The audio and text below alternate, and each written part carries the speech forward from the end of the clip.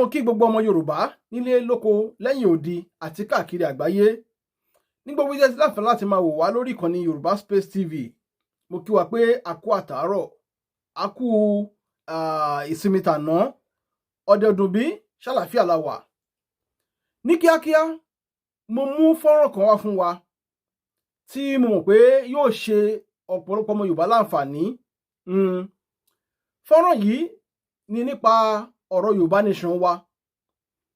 Bàbá wa ọ̀jọ̀gbọ́n Banji Akintoye ni wọ́n ṣe ìfọ̀rọ̀wánilẹ́nuwò pẹ̀lú àwọn ọmọ Yorùbá àtàtà káàkiri àgbáyé. Wọ́n wá sọ̀rọ̀ lóríṣiríṣi àwọn ohun tó ń ṣẹlẹ̀ lọ́wọ́lọ́wọ́ lórí ọ̀rọ̀ Yorùbá nation. Pàápàá wọ́n sọ̀rọ̀ lórí ọ̀rọ̀ passport ìyẹn tí wọ́n ṣẹ̀ jáde láìpẹ́ yìí. Bẹ́ẹ̀ ni àti àwọn nǹkan míì tẹ́ ẹ máa lọ gbọ́ ní fọ́nrán yìí. Mo fẹ́ kẹ́ ẹ farabalẹ̀ kẹ́ ẹ wá lọ gbọ́ ohun tí wọ́n sọ nípa passport yìí o, nípa ibi tí ọ̀rọ̀ Yorùbá nation dé, àwọn ìgbésẹ̀ tá à ń gbé lọ́wọ́lọ́wọ́ àtàwọn tá a tún fẹ́ gbé ní kòpẹ́kòpẹ́ yìí tí a fi máa débi tá à ń lọ. Èmi nígbàgbọ́ pé sẹ́ láìpẹ́ dúdùn lọ́sàn máa so. Ẹ̀yin tẹ́ bá nígbàgbọ́ pẹ̀lú mi, ẹ pín fọ́nrán yìí, ẹ jẹ́ káwọn ọmọ Yorùbá kí wọ́n rí ohun tó ń ṣẹlẹ̀. Torí ọ̀pọ̀lọpọ̀ èèyàn tó fẹ́ dà pé ọ̀rọ̀ Yorùbá nation ti ń kúrò lọ́kàn wọn díẹ̀díẹ̀, ọ̀pọ̀lọpọ̀ wọn ò rí update mọ́. Nígbà tẹ́ bá lóore ọ̀fẹ́ àti share irú fídíò báyìí sí wọn, á tún motivate ẹlòmíì. Kò ṣe bá à ń tanra wa, gbogbo wa la mọ̀ pé Nigeria cannot be a better place for us. Ọ̀rọ̀ èpè kọ́. Tí ó bá ti wá, tá bá ti wá mọ̀ pé ànírètí nínú Nàìjíríà, ó yẹ ká wá jọ fọwọ́sowọ́pọ̀. Ẹ dẹ̀ mọ̀ pé ìjàngbara òun ṣọ̀rọ̀ ẹnìkan. Yorùbá sọ pé ọ̀tún wẹ ọ̀tún, òsì wẹ òsì, òun lọ́wọ́ fi ń mọ́, àgbájọwọ́ báyìí òun la fi ń sọ̀yà. Ẹ bá mi pín fọ́nrán yìí kó dọ́dọ̀ wọn gbogbo ọmọ Yorùbá kí iná tó ń jò tẹ́lẹ̀ tó ń ṣẹlẹ̀ pé ó ti fẹ́ máa jó rẹ̀yìn kó lè tún padà máa jó dáadáa ju tẹ́lẹ̀ lọ. Ẹ jẹ́ ká lọ wo ohun tí bàbá sọ ní fọ́nrán yìí. What is the explanation? Àwọn tó ń lead wa into. Explanation wọn ni wípé the United Nations Declaration of the Rights of Indigenous People states among its clauses that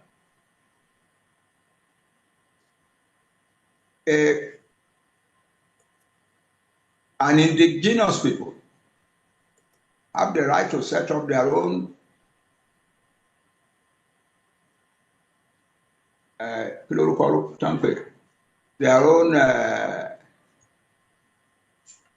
something government and use it for their own economic and cultural promotion. So 2 years ago we embarked on that and we tried to, but our lawyers won. We put our government, government. Nigeria will declare wholesale war against us. And it will tell the ship for no war can get by a little, yeah, need to get by Aramo. Customary law government. Oh, I know Declaration of the Rights of Indigenous People, 2007.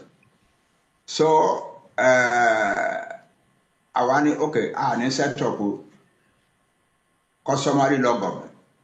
I set up a movement. Nobody can say that a movement challenges the integrity of Nigeria. No. So that is it. So we set up YSDM as a movement, not as a customary law government. That was our intention. But our lawyers were lying.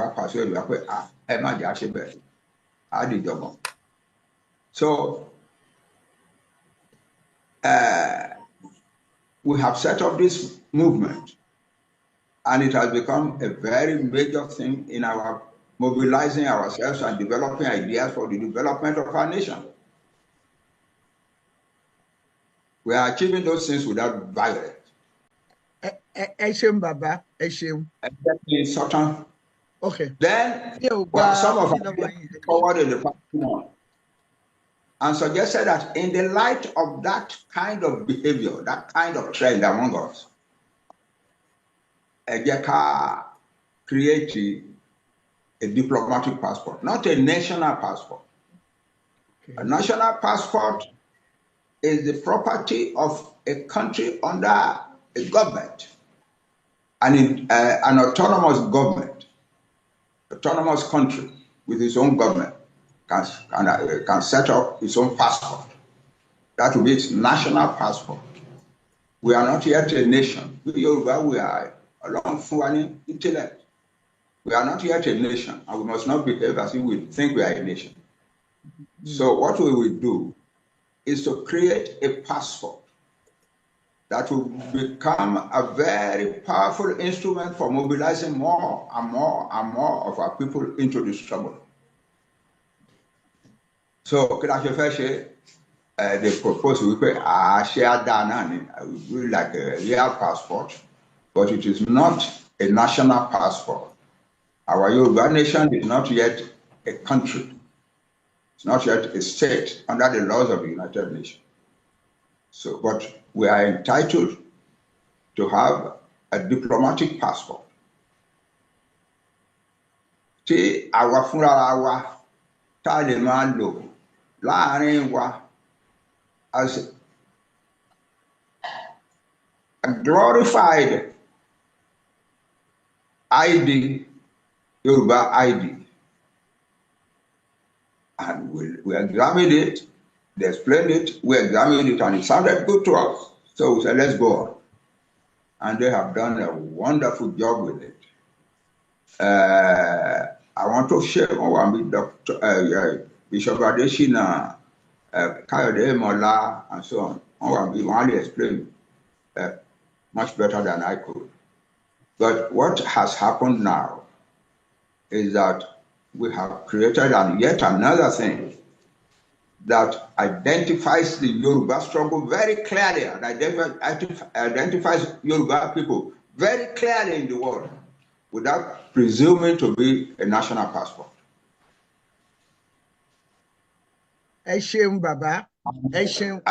I took it knowing that I cannot use it to travel to any place, but that I can show it anywhere as the sign of the determination of the Yoruba people to get out of Nigeria.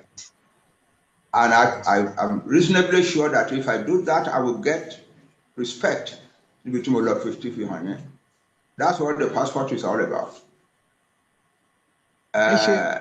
I'm glad that instead of staying at a distance and holding criticisms at the passport program, you have chosen to ask questions. And that's the answer. We do not have a national passport yet because we are not yet a country. Although we do hope very strongly, now more and more than before, that we are very likely to have our own country, like Jojo. The answer to our struggle is we must keep doing it. Taba hope Nigeria ma better. Our condition in Nigeria will get better. Ẹ ṣeun. Nigeria cannot get better. Our condition in Nigeria cannot get better. So we do need to get out, to have our own country. And therefore, keep doing the fight. As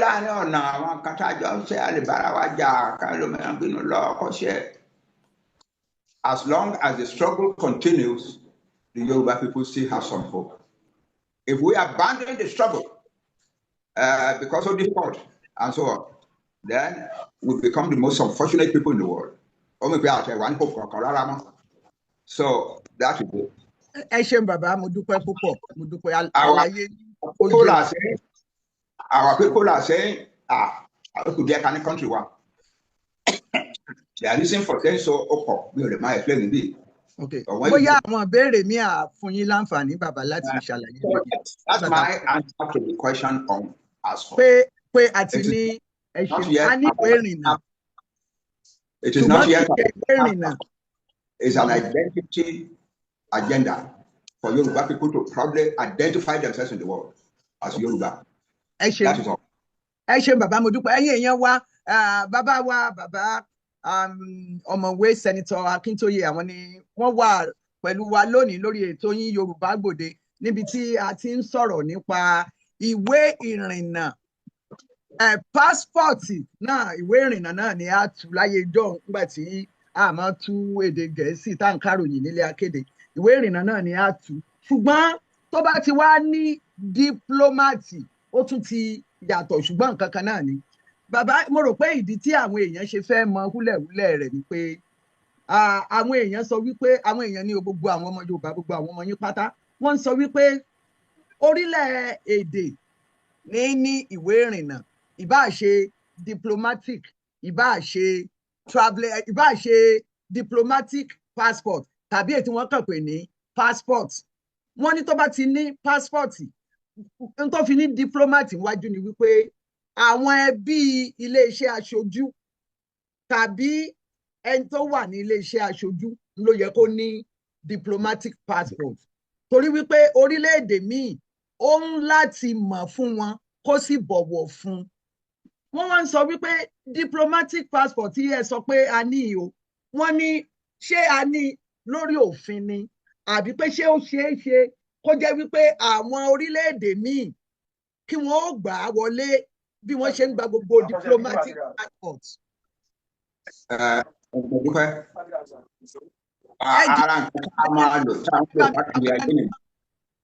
Ara nǹkan tí a ń lò káàkiri ayé nìyẹn. Àdé kọ́ńtì mìíràn àwọn èèyàn wa fi hàn wọ́n àwọn ayọ̀ mọ́ wa. Àdé bò mìíràn wọn ní àwọn ọmọ ẹni tó jẹ́ lè ìbí Nàìjíríà ló ti wá Nigerian passport rẹ̀ dà. So come see, come sign. In some places we win. And when we win like that, it opens a door for us into the heart of that government.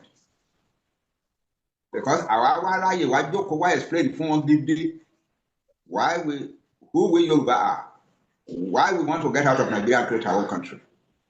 And our case is extremely strong. Nobody can come and explain the reason of any country. But I need that to get there. I want to lágbára Catholic máa sọ̀rọ̀ sí wọn ẹ̀dọ́dọ̀ wọn ẹ̀dẹ́wájú wọn. So tabade country kan tá a rẹ́ ni tó ní influence níbẹ̀ tó sọ pé ó máa àwọn leader Yorùbá nation láti Nigeria, they are a large nation and a highly respected nation.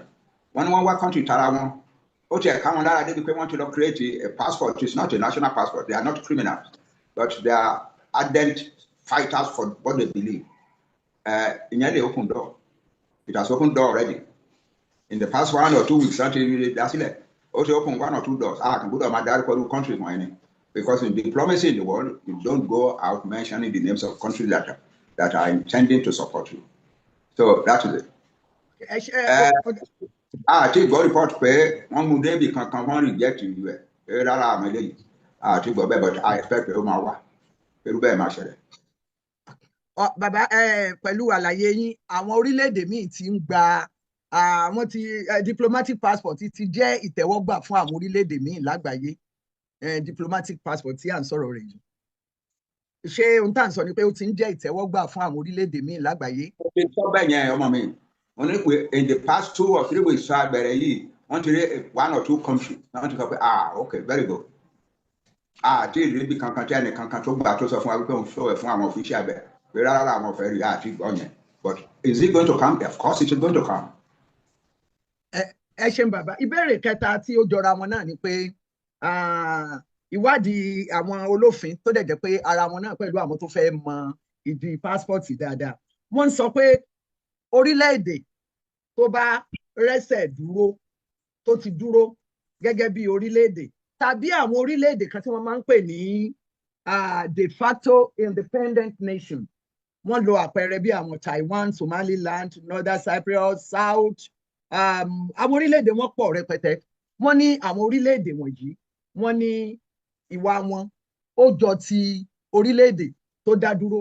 Wọ́n ní ṣùgbọ́n Yorùbá nation wa tí à ń sọ yìí kò tí ì rí ẹsẹ̀ dúró, kò sì láṣẹ láti ní diplomatic passport. Wọ́n ní kí ló dé tí ẹ̀ kúkú so mọ́ ìwé ìdánimọ̀ tẹ́ ń lò tẹ́lẹ̀ pé ìdánimọ̀ rèé o, diplomatic passport ilé, torí pé ẹni tó bá ní orílẹ̀-èdè wọ́n ní ló yẹ kó ní diplomat, ibẹ̀ sì ni diplomatic passport ti ń jẹyọ. Nǹkan táwọn èèyàn ń sọ nu tán ní ká béèrè o. èmi náà tún sọ fún wọn báyìí wípé àwọn tó ń ja ìjà self-determination struggle yìí ọmọ Yorùbá ni wọn ẹran ti dáadáa and there are people dedicated to the Yoruba cause very much. And when this idea came before them, they examined it forward, backward, and said, let us do it. It cannot hurt us. It can advance our struggle a little. Yes. The same thing to share that I have joined UNPO. Àwọn kan sọ pé ordinary organization ni ẹ má jẹ́ ká náwó wá sí and so on. Àwọn kan sọ pé ẹ jẹ́ ká náwó. And now UNPO is helpful to us. Tá a bá kọ kíní kan báyìí tó bá níbi tá a kọ́ sí tẹ́ ìrú bá wa pé wọn ò ní jẹ́ kó débẹ̀ àwọn UNPO àbá gbé débẹ̀. Something that we would not have without being members of UNPO. So that is it. We are moving forward sensibly, intellectually, powerfully, and we are achieving results here and there. The big thing now is that the way things are going with Nigeria, anything is possible very soon. So whatever happens, we Yoruba want to be ready, to be strong, to be able to say, we were fighting for our own nation. Now is the time to get it. That is it. Somalia. Somaliland àti àwọn other nation bẹ́ẹ̀ ni. Somaliland. Somaliland náà ni mo pe bàbá mi sọ pé Somalia. Mo ní Somaliland.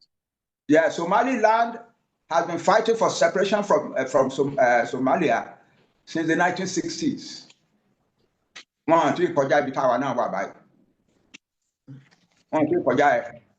The important thing is a self-respecting nation does not start its program like that and then abandon it midway. No. We go on with the hope that God will help us reach the goal that we set for ourselves. That's all. Ẹ ṣeun. Ìbéèrè kẹta tí táwọn èèyàn tún ń jù sí wa, wọ́n ní Yorùbá nation tí à ń sọ yìí, wọ́n ní kò sí àpẹẹrẹ pé wọ́n ní agbára ìṣàkóso ní agbègbè wọn. Àbámú Ìbàdàn, Èkó, Ọ̀yọ́, Òṣogbo, Abílí, pàápàá lórí ètò ààbò àti ìjọba. Wọ́n ní ǹjẹ́ ó wá ṣeé ṣe kí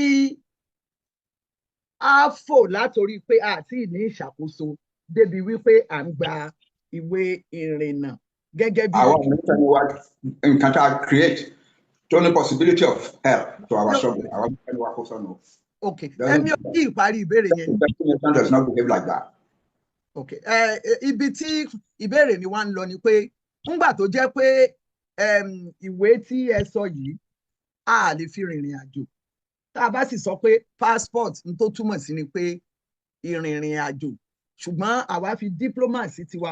Wọ́n ní ǹjẹ́ ó ṣeé ṣe ká kúkú pè ní diplomatic ID card dípò ká pè ní diplomatic passport tí a lè fi rìn lọ sí orílẹ̀-èdè bíi tá a lè fi kọjá border. That is a suggestion worth considering. But I can tell you nígbà tá à ń discuss here, wọ́n lẹ́ni tó sọ yẹn náà. But it's not a bad suggestion. It's not a foolish suggestion. It's a suggestion well worth considering. Yeah. Àwọn èèyàn tó wá kó tó di pé wọ́n lọ sí orí ìbéèrè mi ẹ jẹ́ ń fún àwọn èèyàn ní mo fẹ́ wò bóyá ìwé àwọn tó kọ̀wé tàbí àwọn tó fi mí ò tó ẹ̀yin èèyàn.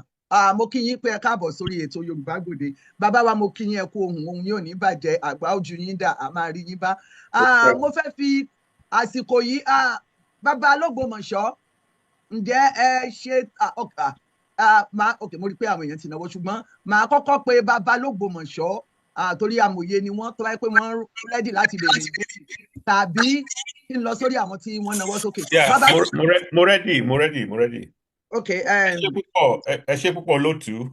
Bàbá mo kí yín lẹ́ẹ̀kan sí ẹ ṣeun gan tí Yorùbá Gbòde tó pè yín tí ẹ sì jẹ́ wa nípè. Ó fi hàn pé olórí tòótọ́ lẹ jẹ́ fún gbogbo ọmọ Yorùbá. Mo mọ̀ pé iṣẹ́ tẹ̀ ń ṣe ẹ ní àtìlẹ́yìn gbogbo ọmọ Yorùbá. Ṣùgbọ́n kì í ṣe gbogbo wọn náà ló lè sùn kan kọrí síbì kan náà. Òun ló fa gbogbo tó ń ṣẹlẹ̀ yìí. Kì í ṣe pé àwọn ọmọ yín wọn nífẹ̀ẹ́ sí tẹ̀ ń ṣe ṣùgbọ́n wọ́n fẹ́ tẹ́ bá ṣe nǹkan tán bá gbọ́ ìgbà míì wọn ní lè wá bí pé àkílẹ̀ ń ṣe wọn á wá síbi wá máa béèrè pé ẹ gbọ́ Yorùbá Gbòde kí ló ń ṣẹlẹ̀ lọ́rọ̀ passport kí ló ń ṣẹlẹ̀ lọ́rọ̀ èyí. Ìyẹn ló fà á táwa fi sọ pé àwa wá dàbí agbẹnusọ fún wọn. Ìyẹn ni àwa fi wá ní kí ẹjọ́ kẹta fi tọ̀ọ̀tọ̀ pé inú wa sì dùn pé ẹ wá.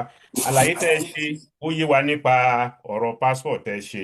ó dẹ̀ dùn mọ́ wa ṣùgbọ́n nǹkan kan ni wípé nínú àlàyé tẹ́ ẹ ṣe ó dàbí pé ìwé yìí ó fẹ́ jọ ID ju passport lọ bẹ́ẹ̀ ṣe àlàyé ẹ̀ torí and again kò dàbí pé gbogbo èèyàn ló ní ló qualify láti gbà á bóyá èmi ni ò dẹ̀ yé tó ǹjẹ́ gbogbo gbogbo ọmọ èèyàn ló lè. Yorùbá láti gbà ó gbogbo ọmọ Yorùbá tó bá fẹ́ gbà ló lè gbà ó.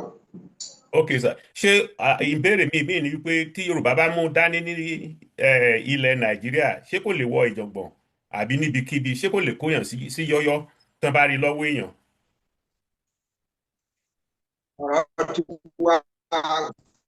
wá gbogbo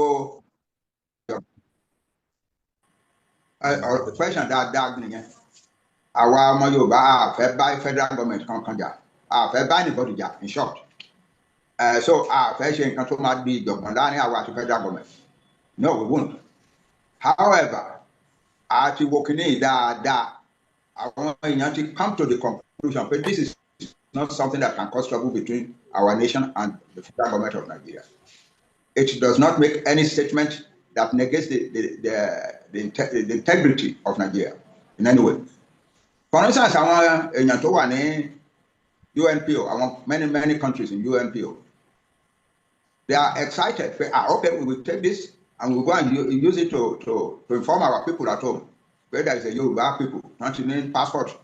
Although we know that it is not a passport by which you can travel, but it is a sign of determination by your nation, and we applaud it. That's all. That's all. The idea of ká fìbẹ̀rù ká gbé idea passport sọnù ká fi ṣe ID card is not a bad idea, as I said, but I think we have passed that point, and we are not in any trouble with the federal government over it. So báyìí ṣé gbogbo àwa tá wà lórí ètò yìí a lè apply a qualify láti gba passport yìí gẹ́gẹ́ bí ọmọ Yorùbá. Absolutely. Actually àwọn ọmọ tó ń ṣe wọ́n tẹ̀ tún àdé kínní kan sí téèyàn ò bá jẹ́ Yorùbá gidi kò lè rí gbà. Why? Because there is an identification process. So jẹ́ pé I identify definitively as Yorùbá before the passport can be given to you. Mi ò mọ bá ṣe ṣe high technology ni èmi bàbá yín mi ò study technology mi ò mọ nípa ẹ̀. But àwọn ọmọ tó ṣe they assure me wípé tó o bá fill form pé o fẹ́ gbà tó o bá kì í ṣe Yorùbá gidi kíní kan wà nínú technology wọn yẹn tó máa identify pé o kì í ṣe Yorùbá therefore wọn ò ní fún ẹ. It's a thoroughly planned idea. It's a very thoroughly planned agenda.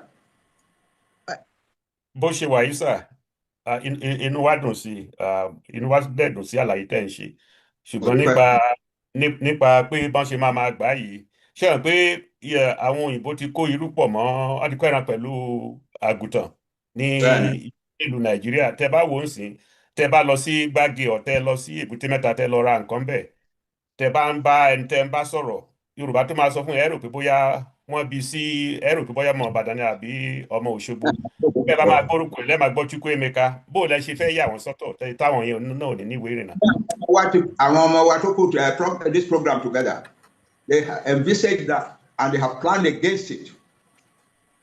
Ẹni tí Yorùbá kì í ṣe Yorùbá ìbá ìjórúkọ Yorùbá kí ni yàn á identify ẹ̀wọ̀n rẹ̀ ní fún olúwa ẹ̀. Ẹ ṣeun bàbá.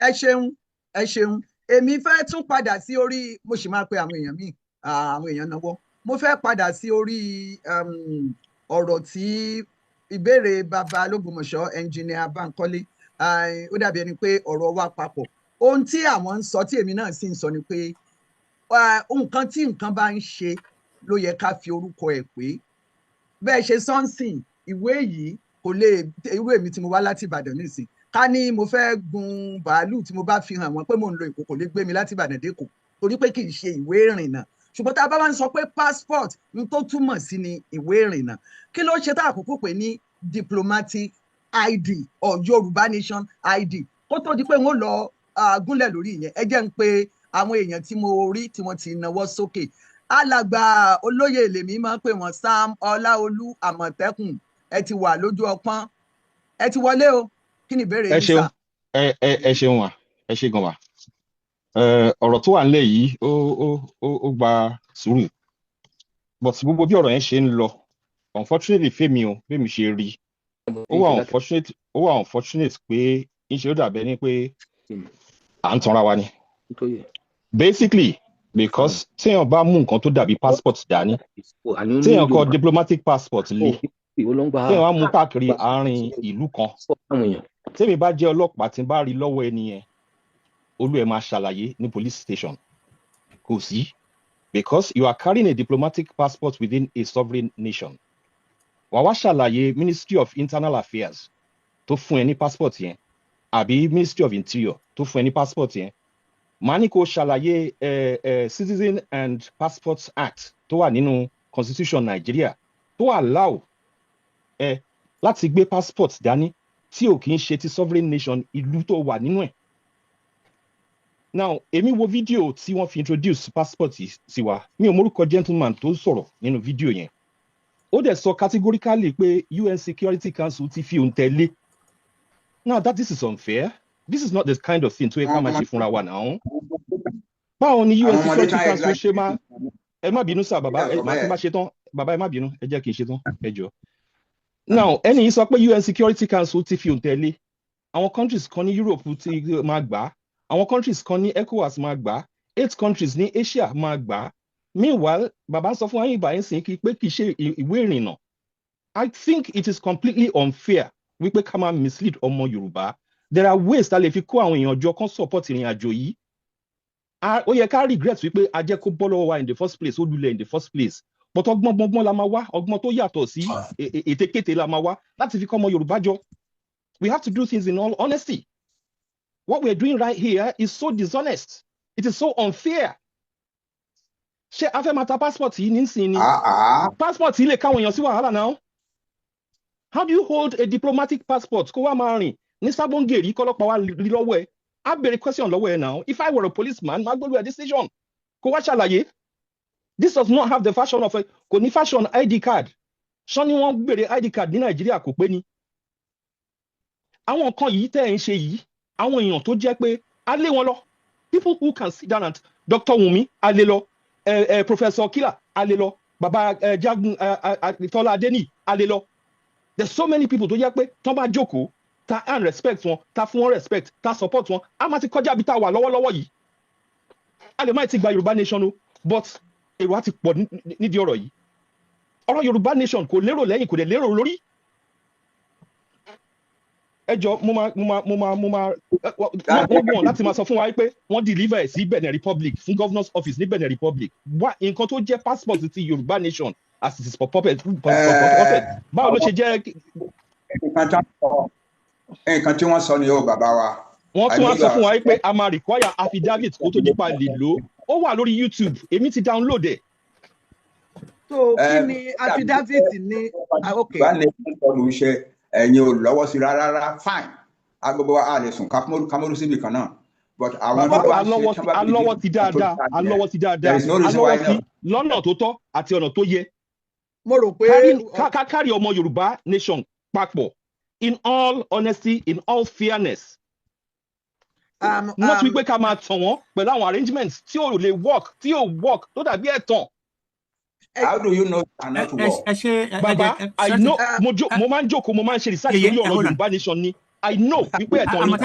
Àmọ̀tẹ́kùn. Wọ́n tún wá kọ sí ibẹ̀ pé UNPO ló authorize ẹ̀. Báwo ni UNPO ṣe máa authorize ẹ̀? Ẹ dákun Àmọ̀tẹ́kùn. Agbègbè wa ò lè máa sọ̀rọ̀ nǹkan tí èmi máa ń fẹ́ ṣe ni pé tí ẹnìkan bá ń sọ̀rọ̀ tí ẹnìkan bá ń sọ̀rọ̀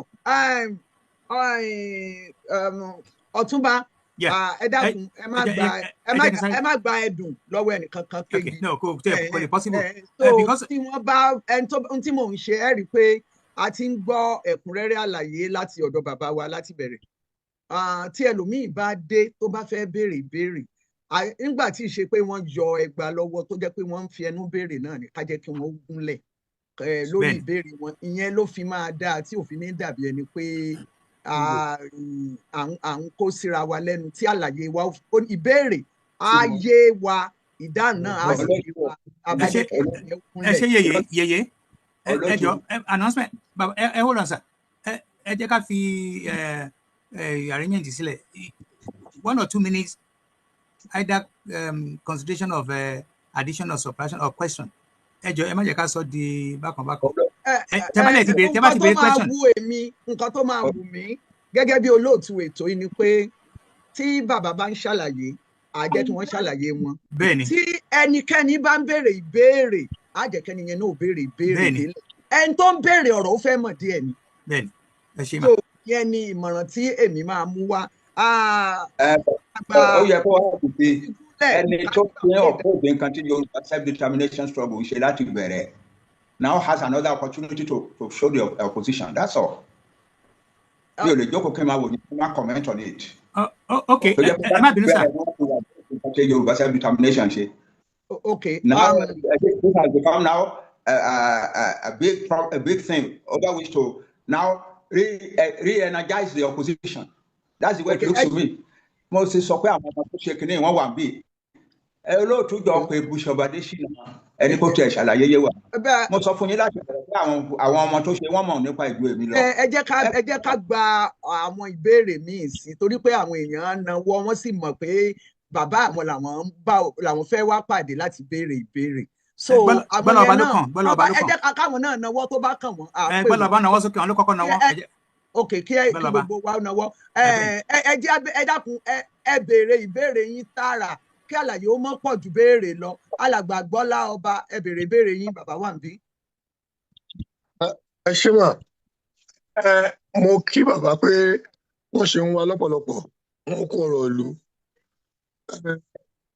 Mi kò fẹ́ sọ nǹkan tí mo wà part of ni bóyá tí bàbá bá padà sílé ní ọ̀dọ̀ àwọn tó mú àìdíà passport yẹn wá bóyá bàbá lè share experience tèmi first hand experience.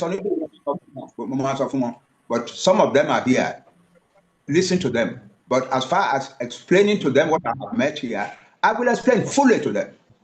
Because the question, there's nothing to hide. They are not fighting for themselves. They are fighting for their nation. That's their own perception of a struggle, a patriotic struggle for their nation. So, somebody they make a mistake. Somebody they make a mistake.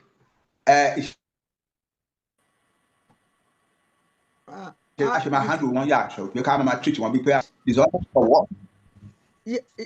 Dishonest for what? Dishonest over what? Ẹ ṣeun bàbá. Ẹ jẹ́ kí Gbọ́lá Ọba sọ̀rọ̀ tán. Ẹ jẹ́ kí Gbọ́lá Ọba béèrè question. Ẹ parí ìbéèrè yín tàbí àlàyé ọ̀rẹ́ bá. Jẹ́ mo ní ìwọ̀nba journalism. Mo sọ láti bẹ̀rẹ̀ I am tired. Baba Olotu. Yes, sir. I told you at the very beginning that I am very tired tonight and that I won't be staying long on this program. Ìdí ẹ̀yẹn tí mo fi sọ pé àwọn ọmọ tó ṣe kìíní yẹn wọ́n lè dáhùn better ju èmi lọ. Wọ́n wà láàárín wa. What is wrong with calling them and asking them to back up what I have said? Yeye, can I speak? Yeye, just 1 second.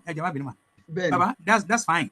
Direct sí I believe Bishop Additional Ati, who's the second person. Yeah. Baba has opened the floor. Whoever want to ask question, ask. I want make it on win. So the question now goes to. No. You are still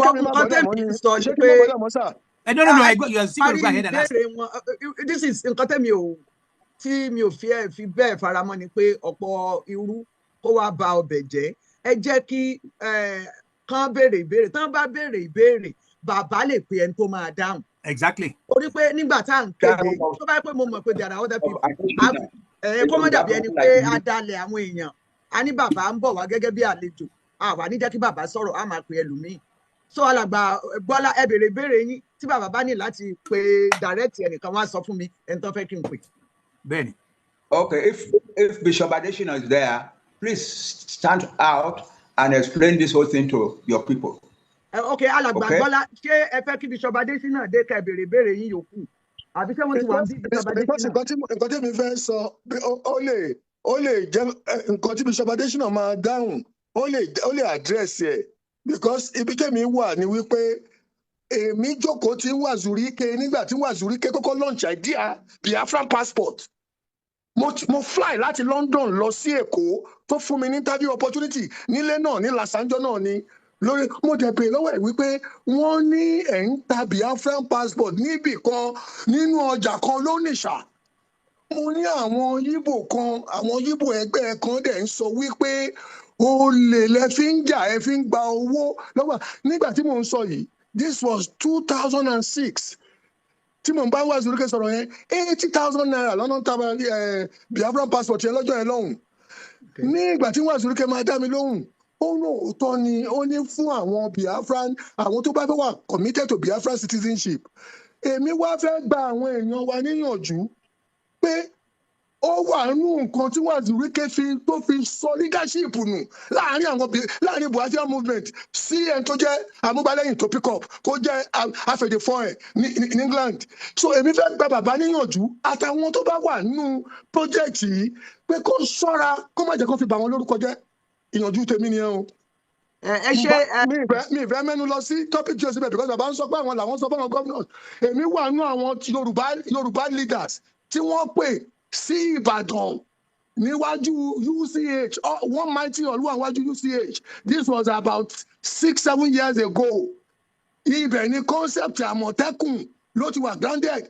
4 governors came and we had more than 1,000 Yorùbá leaders of opinion. Nínú ọ̀lù ẹ̀ńjọ́ yẹn, mi ní àwọn bàbá náà ò pè lọ fún àwọn governors o. Àìdíà sá. Àtẹ̀wà ń bẹ̀ ńjọ́ yẹn ni. Ọmọ orí yìí. Àmọ̀tẹ́kùn èmi ni wọ́n pè as a non-government government employee tí o kì í ṣe government employee Yorùbá man tí o kì í ṣe governor tí o kì í ṣe oníṣẹ́ ìjọba. Bàbá mi mo wà bẹ́ẹ̀ mo wà náà wọ́n tàn bẹ́ẹ̀ ẹsẹ̀ mi ṣe describe ẹ̀ ṣùgbọ́n ìgbà tí mo sọ. Dr. Oyefúlẹ̀ tó wà ń bí ó bá mi lọ síbẹ̀ ìjọ yẹn tán kí n wá sọ̀rọ̀ bẹ́ẹ̀. Nǹkan tí mo kàn fẹ́ sọ sà kí n fi conclude ni pé ṣe rí ọ̀rọ̀ Yorùbá passport yìí ẹ jẹ́ ká fi ọgbọ́n àti òye mú kí àwọn tó máa bà àyàn lórúkọ jẹ́ kó má dàbí kéèsì ń wá Azuruke ní Biafran movement advice tèmi nìyẹn. Ó dàbọ̀ dúpẹ́. Ẹ ṣeun ẹ jẹ́ ń pé ṣé àwọn bishop tẹ́ sọ ṣé wọ́n ti wà ní kálẹ̀. Bí wọ́n ṣe Tọ́lá mo sọ fún ẹ onílẹ̀ dúró pẹ́ ní program yìí. Àwọn ọmọ tí mo dẹ̀ fẹ́ wọ́n sọ̀rọ̀ mo rí pé olórí obìnrin kan ṣoṣo ó náwó mi ò lè máa pè wọ́n. Okay, hold on ni ma. Ṣé kí hold on ni ma. Hold on. Bẹ́ẹ̀ ni mò ń dá wọn lóhùn sà kí wọ́n hold on. Mo fẹ́ kí á mú ìbéèrè obìnrin kan sí bóyá wọ́n á lè dá gbogbo ẹ̀ pọ̀. Olórí mo dúpẹ́ lípẹ̀dé. Yes, ma'am. Eléèbó làwọn. Okay, go ahead, ma. Ẹ ṣé olóòtú, bàbá ẹ ṣé o. I'm going to have to speak in English for obvious reasons. So I have a lot of questions, but one of the ones that I think maybe has not been touched at all is what is the purpose of a diplomatic passport that is actually not a diplomatic passport in any real sense of it? Because when you look at the definition of who can hold a diplomatic passport, the organization falls under senior members of an international organization that could have it. But I'm not hearing that the senior members of the Yoruba Self-Determination Group are the ones holding the diplomatic passport. This is open to all Omo Yorubas. So it's a bit confusing that there is a document that is being called a diplomatic passport that you cannot actually use to travel. So if you could address that, sir. Okay. So Bishop Adeshina, do you want to answer? Yes, ma. Yes, ma. Thank you very much. How much is the passport too? No, don't talk about price now, ma. Let me explain. I've been listening to a lot of things, ma. Mo kí gbogbo wa o, mo kí gbogbo ọmọ Yorùbá pátápátá. Inú mi dùn láti wà pẹ̀lú yín. Orílẹ̀-èdè Yorùbá tí a lépa á tẹ̀ wá lọ́wọ́. Now, àwa ọmọ Yorùbá mo fẹ́ kí a jẹ́ onísùúrù àti aláròjinlẹ̀. Ká má máa dédé gbé gbogbo nǹkan ní wàjówàjó tàbí ìtara. Ká máa ṣe ìwádìí tàbí ìbéèrè pẹ̀lú ìrẹ̀lẹ̀. Brother mi tí ó sọ̀rọ̀ tí bàbá wa Prof lẹ́ẹ̀kan, and I believe that my brother is a media man also. Gbogbo ohun tí ó sọ pátápátá is misconception. Even though one now download the video and one listen, what you hear, it may be nítorí Yoruba Nation kó oríṣiríṣi èrò. Àwọn tí ò tiẹ̀ mọ̀ nípa media gan, they join through the YouTube and become a media. Now, mo rí àwọn fídíò kan táwọn ẹlòmíì gan ní pé United Nations has granted our this thing, àwọn míì ní UNP has granted. All these are just media tag that they use to promote their own media. United Nations did not say they are the one that they did not approve passport for us. Okay. UNPO did not say they approve passports for us. I will explain for you. Now, under United Nations law, every member state under UNPO, they are not sovereign state, member state of UNPO have the right for their national identity. United Nations law state that. And United Nations they should not write United Nations on it. Simply because if you put United Nations on it, either you call it diplomatic or you call it just passport, what you are now saying is that you are a sovereign state and you want to come to United Nations conference. That's what you are saying if you put United Nations on it. So if you look at the document, it is our document, Yoruba Nation document. It is not given to us by United Nations. It is not the UNPO to give it to us.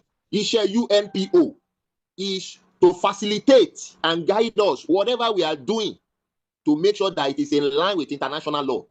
That's the job of UNPO. It's not that there is one power they have over us. Neither did United Nations did not have one power over any sovereign state. They can only negotiate with them on issues. So these are rumors of professional medias, and I believe that when we see things like that, we should know these are social medias. We should find out personally, and we should not take things personally. Me like if brother me, she provoke Baba ti on dagba, and if Baba is your father, exactly. I believe you will talk to him like that. So that's what I just want to say concerning my brother. Now, if you want to go on an insult bout, then we can do that. But no, that was you've just sent a series of insults towards me. Okay, I am passionate, but I'm not abusive. I'm passionate, but not abusive. I'm sorry, Baba was provoked by those statements. Èmi rò pé ẹ dákun Bishop tí ò bá ojú gbogbo wa la wà ń bí. Bàbá mi ni bàbá bí bàbá ṣe jẹ́ bàbá yín. And ọ̀rọ̀ ẹnu kọ́ ẹ máa gbọ́ ọ̀rọ̀ ẹnu kọ́ èmi ò ń ṣe oníròyìn àná. Èmi ò ń ṣe àwọn tó bẹ̀rẹ̀ iṣẹ́ yìí nítorí pé Yorùbá Nation dé. I've been broadcasting since 1977. The first one. So èmi ò irú mi ò lè jókòó sórí program kan máa insult Baba. He did not. Very congratulations. Well done. He was passionate. He was passionate, but he did not. Yeah. It's nobody's going to insult Baba in my presence. It won't happen. Yeah. Who knows? Now, Lori Oro passport. We have the right to have our national identity, even though we are not sovereign state. You can Google that on UN documents or whatever. Apart from we pay Yoruba Nation or YSDM or anything, they want to make it available. Mo fẹ́ sọ bí pé àfòkò kan pẹyẹ méjì ni. It's serving as our indigenous. 2, it is a step in the right direction because there are some countries. It is a sign that there are some already recognize us, and we can't call it diplomatic ID to label passport on it. Diplomatic ID tó bá jẹ́ pé ìdánimọ̀ ló wà fún tí kì í ṣe ìwé ìrìnnà. That's my question.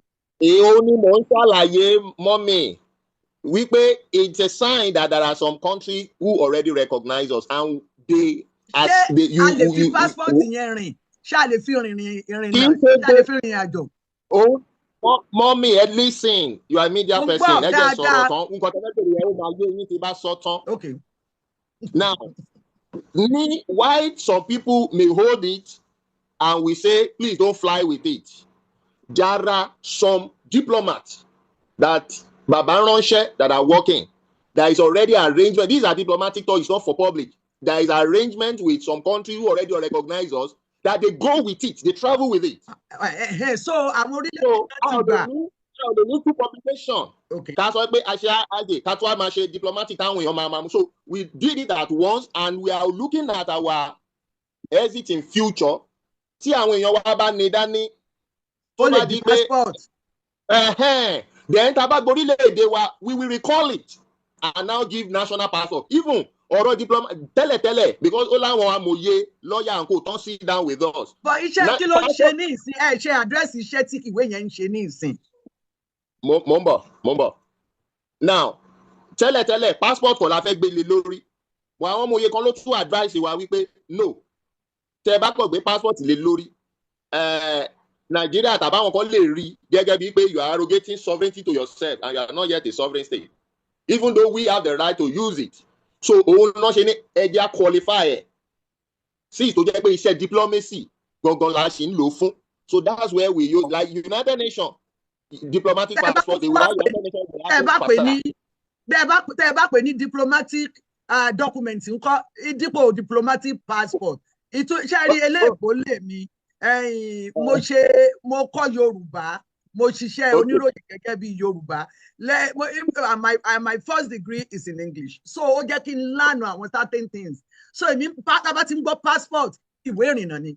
Okay, ẹ jẹ́ kí n sọ nǹkan fún yín. Ìrìnnà kí ló dé tẹ́ kúkú pè ní ti ń jẹ́. Mo ń bọ̀ mà. Ẹ mẹ́jọ ká bẹ̀rù. Iléeṣẹ́ àti mo mọ iléeṣẹ́ méjì. Tó jẹ́ pé ọ̀rẹ́ mi ṣiṣẹ́ ìkángan èmi gan ti fẹ́ ṣiṣẹ́ mbẹ̀ Shell, MTN, their staffs travels with their company. Shell. Ilé-iṣẹ́ yẹn wà Nàìjíríà bí? Wọ́n ní ilé-iṣẹ́ káàkiri gbogbo àgbáyé àti MTN. Ṣùgbọ́n ètò ẹ̀ ń sọ MTN. Okay. Yes, wọ́n ní ilé-iṣẹ́ káàkiri gbogbo àgbáyé. Àwọn òṣìṣẹ́ wọn bí wọ́n fẹ́ kúrò níbi South Africa wá sí Nigeria or Zimbabwe and co. Wọ́n lo passport o. That is what we call international industrial pass. ID card or like wọ́n ṣe bí passport náà they are all under Legality passa. Yeah, laissez-passer. It's all laissez-passer. Passer, yeah. Òun ni wọ́n fi ń rìn. That's what they use to travel. They are not gba visa sí nítorí pé ìlú tó bá fẹ́ lọ they have their company there. And the country will just ask for the details of the passer. So your code or your ID, and you fill it. Now they will verify either from the verification portal of the company with them or from the head office of that company that one of your staff is coming from so country, and they will guarantee, oh yes, it's true, he's coming to resume here. And they will issue the visa. The person will come with it. That is not a country, that is a company. So the passport is just an ID, identification. It's an identification. Maybe a day you better think ìwé ìrìnnà is actually ìwé arìnrìn-àjò. Ìwé ìrìnnà is visa. Passport is ìwé arìnrìn-àjò. Ìwé ìrìnnà kọ́ ni visa. Ìwé àṣẹ àti wọlé. Mo máa ṣe correction bẹ́ẹ̀. I'm a certified translator. Ìwé àṣẹ. Àti wọlé sórílẹ̀-èdè mi ló ń jẹ́ visa. Kì í ṣe ìwé ìrìnnà. Okay, ma. So I'm just so iṣẹ́ tó ń ṣe for now. Mommy, wa iṣẹ́ tó ń ṣe for now is legit. It's legit. It is not a deceit. It has a verification portal. Now we qualify it by just using diplomatic, and it is not a joke that is diplomatic. The diplomats that are using it. Ẹ jẹ́ kí n wọlé Bishop. Ẹ jẹ́ kí n wọlé. Ká tó wọlé. Ẹ dákun àìdá èmi àbí kíní ẹ dákun tí ẹ farabalẹ̀ because gbogbo nǹkan tá a fẹ́ gbọ́ gbogbo nǹkan tó wà nídìí ọ̀rọ̀ yìí òní Bishop ti ń sọ àlàyé wọn dẹ̀kun mo rò pé wọ́n qualify dáadáa láti ṣojú bàbá mo dẹ̀ appreciate effort wọn. Now nǹkan tí mo fẹ́ béèrè lọ́wọ́ yín Bishop ni pé nígbà tí àwọn amòfin tí wọ́n bá wa ṣe ìwádìí tí wọ́n bá wa sọ̀rọ̀ wọ́n jẹ́ kó yé wa wípé ìwé yìí ó ṣeé ṣe wọ́n ní ẹni tá a fẹ́ àlòrán agídí ni gbogbo àwọn movement wọn ń ṣe ká lè bá àrídìí jókòó ní Nàìjíríà torí ìjọba Nàìjíríà ò fẹ́ kẹ́ ẹ ṣe movement pé fẹ́ dá dúró. Wọ́n ní ó ṣeé ṣe torí bí kinní ṣe rí ó ṣeé ṣe kí wọ́n fi ẹ̀sùn treasonable felony kan àwọn èèyàn lórí eléyìí. Ǹjẹ́ ẹ ti ṣèwádìí? Wọ́n nítorí nǹkan tí orílẹ̀-èdè tó bá dá dúró tó ń ṣe lẹ̀ ń ṣe ẹ̀ sì ṣe orílẹ̀-èdè tó dá dúró. Mo fẹ́ kẹ́ ẹ àdírẹ́sì yẹn.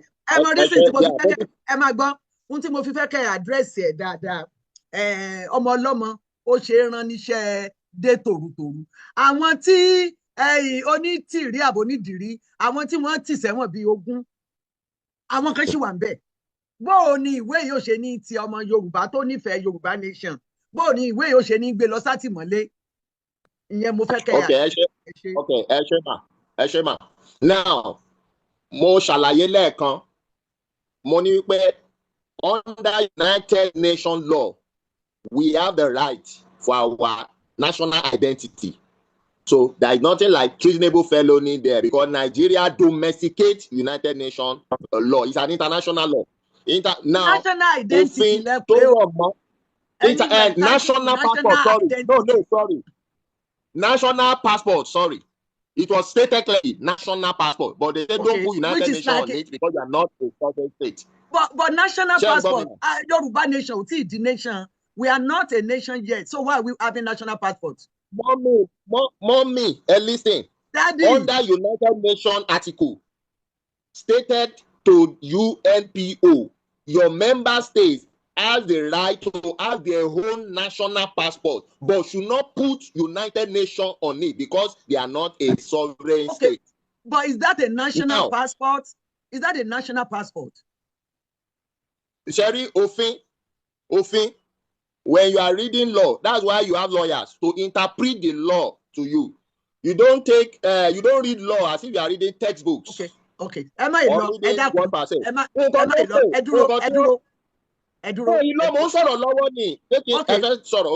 Okay. Any show. Ohun tí wọ́n pè ní national passport here is your indigenous or identity passport, your own people.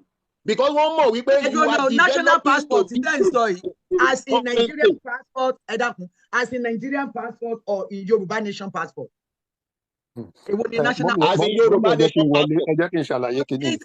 is Yoruba nation a nation yet? Mommy, Mommy, you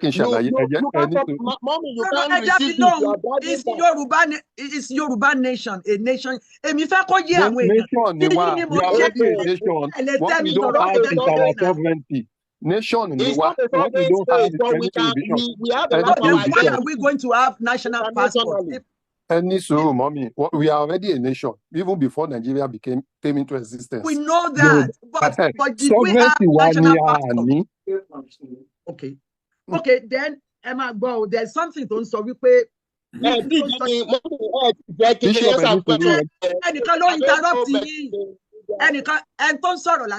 It shouldn't be talking because all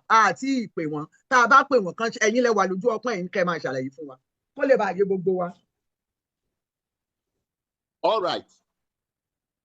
So number 1, international law section 1 talks about human rights and respect, equal rights before the law.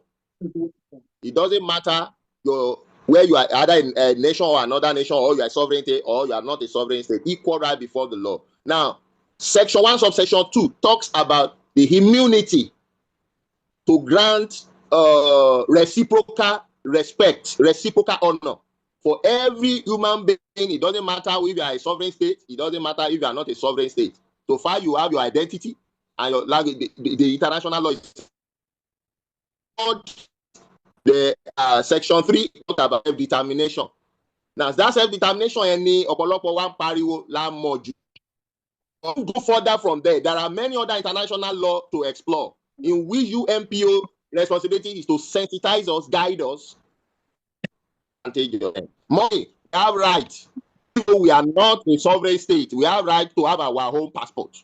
But of our people to use that passport is what we are managing. That's why we say you that are in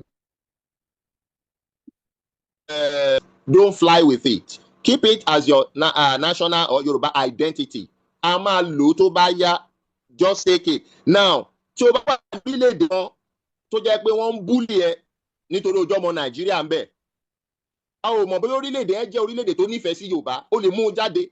The country will seize you, and with the immunity right that is on it, they will respect you. One forward fún ẹ, they will separate you. So that's why we say don't fly with it. But àwọn tó fly pẹ̀lú ẹ̀ wà. They are diplomats working directly for Baba Akintoye. They're sending them to already country that already recognize us. So these things are things, there's already arrangement before you go. Bishop, all right?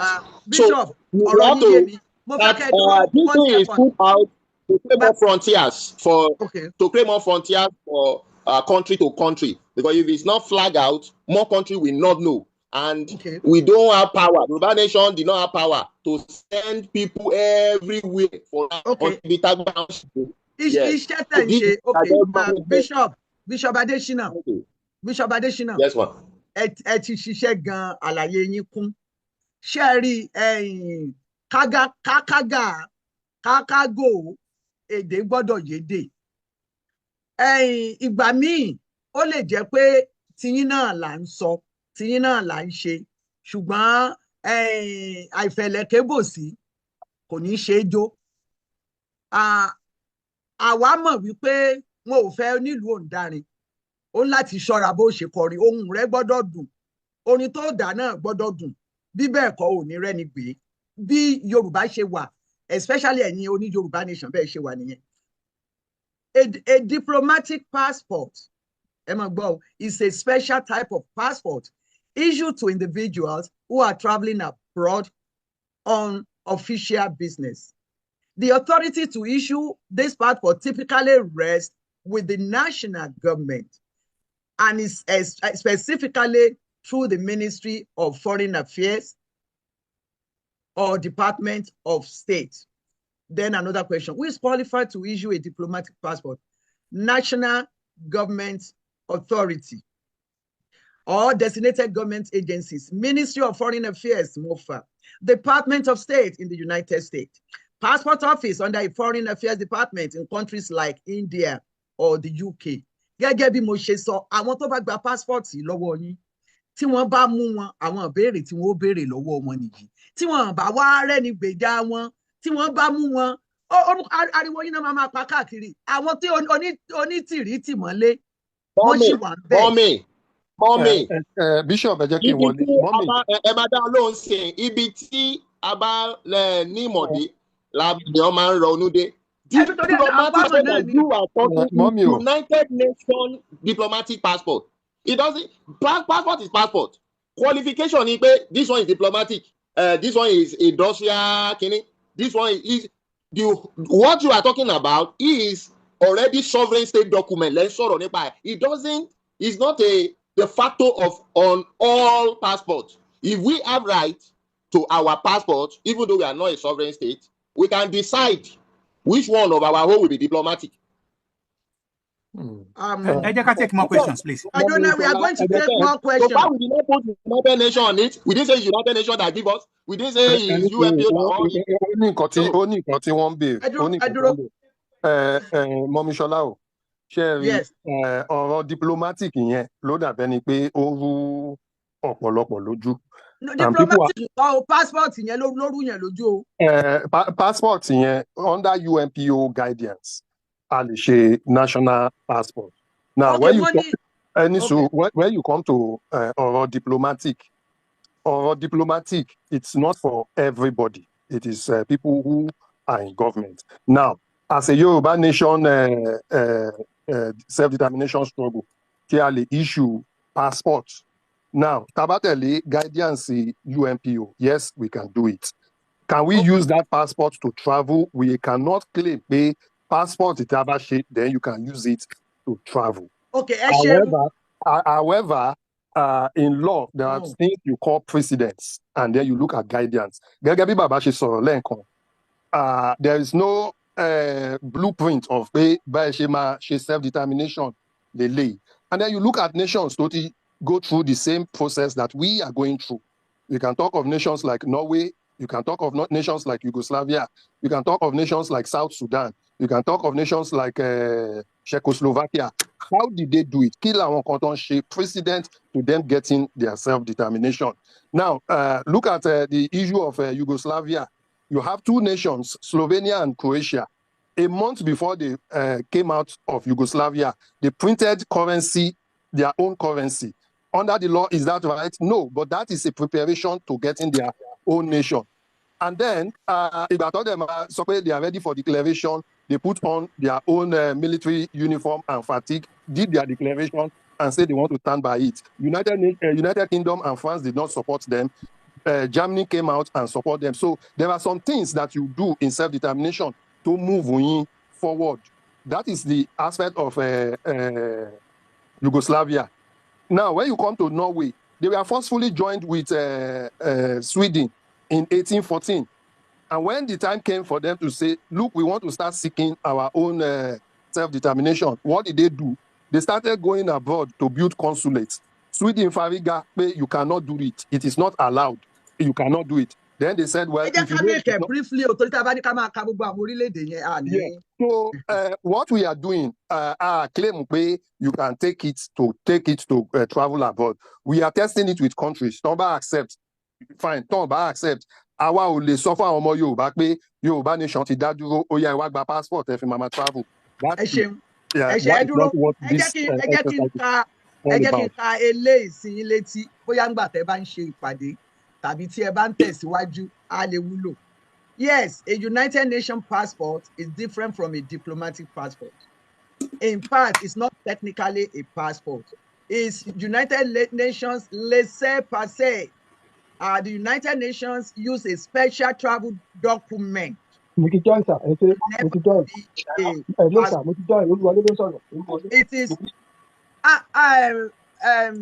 Otumba, please. Yes, I'm doing it. So it is laissez-passer is an international travel document issued by United Nations. So it's not a national passport. It does not grant citizenship or diplomatic immunity by itself. Please, ẹ má pè ní passport. Ẹ wá orúkọ míì pè láti protect ara yín àti láti protect iṣẹ́ tí ẹ̀ ń ṣe. Ṣé ẹ mọ̀ pé nígbà kan tí àwọn èèyàn bẹ̀rẹ̀ sí ní pariwo pé ẹ má jẹ́ kí wọ́n ban Yorùbá nation. Ẹ má jẹ́ kí wọ́n ban Yorùbá nation. Tí wọn bá ban Yorùbá nation, tá a bá ń ṣe nǹkan tó yẹ ká ṣe, tí a tako òfin, a máa débi tá à ń lọ. Bọ̀ tó bá fi di pé Yorùbá nation di nǹkan tá à ń ṣe lábẹ́ tébù, a ní lè débi kankan. Ọ̀túnba, ṣé ẹlòmíì wà tẹ́ fẹ́ pè torí a ṣì ní another part of this program. Bẹ́ẹ̀ni, kí n tó lọ sọ́dọ̀ alàgbà Sanbayo, ẹ jẹ́ kí bàbá Bankole quickly ṣe fẹ́ make. Yeah, bàbá Bankole ti fẹ́ sọ̀rọ̀ tipẹ́ yà. Ẹ bá mi pè wọlé. Ẹ ṣé púpọ̀ olóòtú, mo dúpẹ́ lọ́wọ́ yín, mo dúpẹ́ lọ́wọ́ bàbá, ó dàbí pé bàbá ti lọ, a dúpẹ́ lọ́wọ́ wọn pé wọ́n yẹ wá sí láti wá bá wa sọ̀rọ̀ lónìí. A dẹ̀ dúpẹ́ lọ́wọ́ àwọn tó tẹ̀lé bàbá náà, Bishop àti ọ̀gbẹ́ni Káyọ̀dé, a dúpẹ́ lọ́wọ́ yín tí ẹ wá, ẹ ṣeun gan. Bá a ṣe ń sọ ọ̀rọ̀ lọ, ó dàbí pé àwọn ọ̀rọ̀ tí mò ń gbọ́ ó ń takora wọn. Ohun tá a gbọ́ lórí YouTube ni pé ẹ lọ gbà á, ẹ lè fi rìn, ẹ lọ gbà á, bẹ̀tẹ̀ ẹ ń sọ ń sìn, ẹnìkan tó ń sọ ń sìn ọ̀gbẹ́ni Káyọ̀dé pé kì í ṣe gbogbo èèyàn ló lè gbà, kì í ṣe gbogbo èèyàn ló lè fi rìn, a lè fi ṣe ìrìnnà. Ìwé ìkẹ́ mo ṣe sọ lẹ́ẹ̀kan, ó fẹ́ bàbá Bankole, ẹ má bínú pé mo dárọ̀ sí yín lẹ́nu. Tẹ́ bá gbọ́ Bishop sọ kankan gbà kan pé ẹlòmíì bóyá mi ò fẹ́ sọ pé blogger, ẹlòmíì ní internet bóyá ó fẹ́ fi polongo channel yẹ. Ó dáa, ẹ ṣeun. Àgbà tó ń sọ̀rọ̀ yẹn, alàgbà ẹ má bínú o. Àwa ìsábà gbà lórí Yorùbá Gbòde pé ká gba ẹ̀dùn lọ́wọ́ ẹnìkan ká fi gègé. Mo kàn fẹ́ dáhùn ìbéèrè tó ń béèrè yẹn ni. Ẹ ní sùúrù, ẹ jẹ́ kán gúnlẹ̀, á dẹ̀ pé ẹ̀yin náà tó bá ti kàn yín. Ẹ ṣé. Ẹ ṣé púpọ̀ ọ̀gbẹ́ni Káyọ̀dé. Ṣùgbọ́n ẹni tí mo gbọ́rọ̀ lẹ́nu ẹ̀ Kóìkì, mo dẹ̀rù pé ó jẹ́ igi iná gbòǹgbò kan ní àárín àwọn bloggers fún Yorùbá Nation. Ó sọ pé kẹ́ ẹ lọ gbà. Ṣùgbọ́n ohun kan tẹ́mi tún rí lọ́rọ̀ wa ní ọ̀rọ̀ Yorùbá Nation tá ń jà yìí ni pé ìgbà míì ṣe rí ọ̀rọ̀ bá gẹ́gẹ́ mo ṣe sọ, gbogbo wa ò lè sùn ká kọrí síbì kan náà. Ẹ̀yin gbé ọ̀rọ̀ passport kalẹ̀ ń sìn, kì í ṣe gbogbo ọmọ Yorùbá ló lè gbà pé yà kíní ìlóòótọ́ o ó wà authentic àbí ó wà authentic ẹ̀yin mọ̀ pé n tẹ́ ẹ ṣe lójú ti yín ó wà authentic but àwọn tí ó mọ̀ tí ó gbà pé ó wà authentic nítorí ẹ kẹ́ ẹ ṣe pé kẹ́ ẹ wọ́n bẹ́ẹ̀ ṣe máa persuade wọn bẹ́ẹ̀ ṣe máa fi ọ̀rọ̀ ìrẹ̀lẹ̀ bá wọn sọ̀rọ̀ láti fi máa gbọ́ sí lẹ́nu bẹ̀tẹ̀ àwọn nǹkan gbogbo tó fídíò kan láàárọ̀ ẹ̀ lórí kìíní mo rò pé bóyá ìkànnì ẹ̀ méjèèjì mo rò pé ó sọ̀rọ̀ yẹn n tó jẹ bí èpè wà nù fídíò yẹn kí ló dé ọmọ nàìjíríà tí ò bá àmì ọmọ yorùbá tí ò bá gbà wípé ká gba passport èpè kọ́ ló kàn kò kàn èpè persuasion lọ̀rọ̀ wá gbà a need awareness bá ṣe máa ń sọ lórí ètò yìí a need awareness ọ̀pọ̀lọpọ̀ ọmọ yorùbá ni ò mọ reason tá a ṣe fẹ́ gba orílẹ̀-èdè yorùbá a need láti ṣe àlàyé fún wọn kì í ṣe pé ká sọ pé tí wọn bá mọ̀ pé wọ́n bunú àbí wọn ò ní rònú no ìyẹn kọ́ ló kàn so èmi fẹ́ rọ̀ yín ni láti àsìkò ẹjọ́ ẹ gbìyànjú tẹ bá máa bọ́ ọmọ yorùbá sọ̀rọ̀ ẹ fi ọmọlúwàbí kún kẹ ẹ sọ̀rọ̀ gẹ́gẹ́ bí ọmọ yorùbá tàtà fún wọn ìyẹn ló máa rà wọ́n sọ́dọ̀ yín ìyẹn ló máa mú wọn kí wọ́n lè wá máa bá yín ṣe kì í ṣe pé ńgbà tẹ bá gbé ìjà kò wọ́n ọ̀rọ̀ mi ò jù bẹ́ẹ̀ lọ sí yín ẹ ṣeun. ẹ ṣé bàbá Bankole ẹ jọ ẹ jẹ́ ká. ṣé mo lè dáhùn mọ́mì? Okay, no, you can talk to me. 1 minute, okay. Alàgbà Káyọ̀dé. Just briefly, mo kàn fẹ́ dúpẹ́ lọ́wọ́ dádì wa Bankole ẹ kú làákàyè ọ̀rọ̀ tẹ́ ẹ dẹ̀ sọ èmi gẹ́gẹ́ bí ẹnìkan èmi ò tí ì ever jáde ṣépè kò bá jẹ́ ọmọdé àbẹ́ àgbàlagbà I will never do it Yorùbá ò kọ́ wa bẹ́ẹ̀ so ẹni tó bá ń jáde tó bá ń ṣépè fún yàn béèyàn bá tẹ̀ sọ pé òun ò believe nínú self determination òun ò trust self determination òun ò tẹ̀ fẹ́ self determination ìyẹn ò tọ́ sí wa láti ṣépè fún ẹlòmíì nǹkan tí mo máa ń sọ ni pé bóyá kò yé wọn ọ̀rọ̀ self determination bóyá kò yé wọn. ẹ convince wọn tell them the reason why they should do it. So ever either privately or publicly ká jáde ká bú àwọn èèyàn so then ọ̀rọ̀ tẹ́ béèrè pé àwọn kan ní kọ́ lọ gbà á wọ́n lè fi máa rìnà wọ́n lè fi máa mo máa sọ fún àwọn èèyàn kì í ṣe ìwé ìrìnnà o bóyá èdè gẹ̀ẹ́sì tá à ń lò ṣe mọ̀ pé laissez-passer wọ́n pe laissez-passer lóòótọ́ a lè kọ laissez-passer sí lórí bẹ́ẹ̀ laissez-passer kì í ṣe èdè gẹ̀ẹ́sì náà I think it's a French word kì í dẹ̀ ṣe èdè Yorùbá tá a bá dẹ̀ wo international passport of on its own mi ò sọ Yorùbá passport o ò bá ṣe British ò bá ṣe Canadian passport on its own is an identity it identifies you àwọn ìlú tó dẹ̀ ń fúnyàn ní passport they do a lot of rigorous check to show that yes whether your ancestry is from this root whether who you say you are is what you say you are that is what passport is in the first place an identity then it now confers on you ìlú tó bá fún ẹ because countries are recognized in the world they now say you can travel with it ìgbà tá a wà lábẹ́ Britain our people collected a Britain document to travel it doesn't mean that they are British so káwọn èèyàn máa confuse I think the word bóyá diplomatic ló ń confuse àwọn èèyàn bóyá passport ló ń confuse àwọn èèyàn but it is not intended passport ló ń confuse àwọn èèyàn it is not intended for travel. lè fi rìnnà ṣe mọ̀ pé ó ti bà orúkọ rẹ̀ jẹ́ passport ni o ṣùgbọ́n ẹ lè fi rìnnà. ìyá wa kò bà orúkọ ẹ̀ jẹ́ because ẹlòmíì lè gbé débò míì they can recognize it for him as his identity. kò ṣe pé àwọn orílẹ̀-èdè míì wà tí wọ́n lè jẹ́ kó fi rìnnà débẹ̀. a lè sọ pé bí ó bà orúkọ ẹ̀ jẹ́ kò bà orúkọ ẹ̀ jẹ́. ok n tí mò ń sọ ni pé ẹ sọ pé àwọn orílẹ̀-èdè míì wà ní ìsìn bóyá tí n bá fẹ́ lọ sí Kútọ́nù mo lè lọ as passport. Tẹ́ bá fẹ́ lọ sí Kútọ́nù ẹ lè lọ tó bá stamp ẹ̀ fún yín but we are not saying it replaces your Nigerian passport or it replaces your káwọn èèyàn máa lọ sọ pé òkè tí bá ti gba Yorùbá passport á jẹ́ pé mi ò need the Nigerian passport if the countries are happy to stamp it for you then so be it if they are not then so be it. èmi ti travel lọ Kútọ́nù with an ID card. tí wọ́n bá mú mi ńkọ́. wọ́n ṣe máa mú yín wọ́n ò lè mú yín náà. ẹ jẹ́ ká mú question mi wọlé. ẹ ṣe yeye ẹ jẹ́ ká lọ sí ọ̀dọ̀ ìyáàfin Òjó ẹ̀yin ló kàn. ìyáàfin Òjó. mi jara yín mà ìyáàfin mi jara yín. ok ìyáàfin. ya ok. mo ti unmute kálẹ̀ gbogbo lé o. ẹ jẹ́ àrójú yín o. ẹ má bínú ẹ lè rójú mi but majority of people here wọ́n mọ̀ mi. ẹ má wọrí ẹ má bínú it's very hot where I am so ẹ má bínú pé ẹ lè rójú mi. nǹkan tí mo kàn fẹ́ sọ lálẹ́ ìyá màmá wa Yorùbá Gbòde ó pẹ́ tí mo ti máa wo program yín. ẹ ṣé o. mo rí pé according to what you always say ni pé you are an experienced journalist tí gbogbo wa ta dẹ̀ gbà bẹ́ẹ̀ ṣùgbọ́n nǹkan tó ṣẹlẹ̀ lálẹ́ I see it that you are a bit biased nípa some of the questions. Mo sorry láti sọ bẹ́ẹ̀ o. Mo rò pé tí ó bá lẹ́ni tó fẹ́ dàbí ẹni pé ó fẹ́ rude, especially to Baba Akintoye with the questions, mo rò pé ó yẹ kẹ́ caution nìyẹn àbí kẹ́ put ọ nìyẹn tí ò bá gbà àbí tí ò stop kẹ́ mute nìyẹn. It has happened many times. I watched your program. You have done it for many people. So I don't know why you did not do it tonight.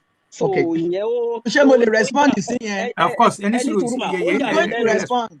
Ó yà mí lẹ́nu díẹ̀ mà, ó yà mí lẹ́nu because bẹ́ẹ̀ ṣe máa ń ṣe ẹ máa ń respect àwọn èèyàn. But tonight you allowed the Àmọ̀tẹ́kùn to be rude to Baba Akintoye, and I'm so upset and I'm disappointed. Okay. Mo ti gbọ́ yín, don't be disappointed. Kákágò èdè ni òyédè. Lójú tèmi, ní etí tèmi, èmi ò rí gbólóhùn tí Àmọ̀tẹ́kùn sọ tó fi rúdù sí bàbá. Ẹ̀yin gan tẹ́ ń sọ̀rọ̀ mo mọ̀ pé ẹ mọ bàbá dáadáa, but ó ṣeé ṣe kémi ti mọ bàbá kẹ́yìn tó mọ bàbá. Ìtàn èmi àti bàbá ó precede Yorùbá nation. Nínú gbogbo ohun tí Àmọ̀tẹ́kùn sọ, èmi ò rí ibi tí ó ti rúdù sí bàbá lójú tèmi. Ohun tí mo kàn mọ̀ ni pé Àmọ̀tẹ́kùn ó passionate, ó ń fi taratara sọ̀rọ̀, ohun ẹ̀ ń lọ sókè. Àìmọye ìgbà tá a bá ti nírú program báyìí tó bá ti jọ mọ́ ọ̀rọ̀, àwọn program kan wà tó jẹ́ pé àwọn èèyàn they are very sensitive about it. Mo dẹ̀ máa ń sọ níwọ̀n ìgbà tí wọn ò bá ti rúdù sí yàn, èmi ni màá jókòó síbi tí màá jẹ́ ká máa rúdù sí bàbá at baba's age. You must be kidding me. Gbogbo nǹkan tí Àmọ̀tẹ́kùn sọ, mo fẹ́ kẹ́ ẹ sọ gbólóhùn kan nínú ọ̀rọ̀ tí Àmọ̀tẹ́kùn sọ tó fi rúdù sí bàbá. I want to know. I stand to be corrected. Prof. Ohun ẹ̀ ń lọ sókè.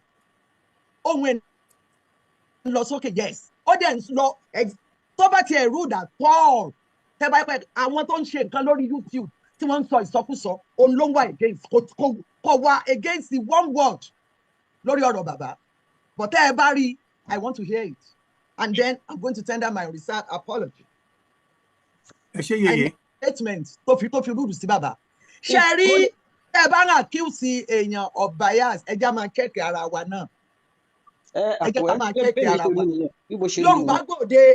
Yorùbá Gbòde ó kọjá èmi Ṣọlá Yusuf mú bá yín sọ̀rọ̀.